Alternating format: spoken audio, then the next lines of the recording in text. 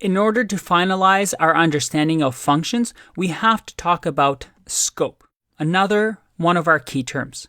What is scope? Let's have a look. Scope is something present in a lot of programming languages.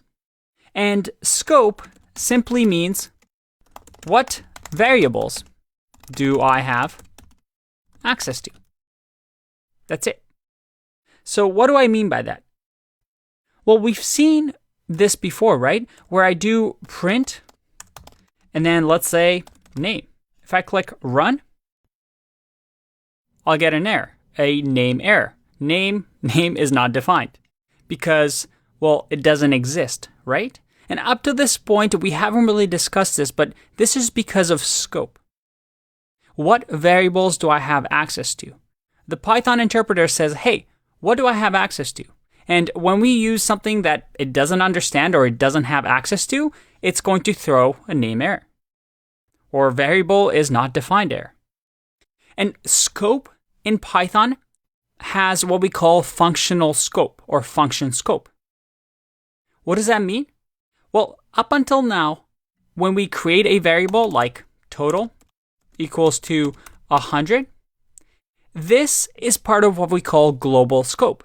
That means anybody on this file has access to this total variable. I can use this inside of a conditional block. I can use it inside of a function. It has global scope. But when I say Python has function scope, what I mean is that when we create a function, and let's say we create total as sum, or let's say sum func,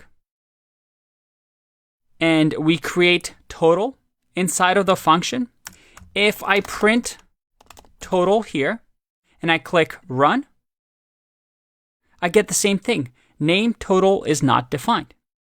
This is because of Python's function scope.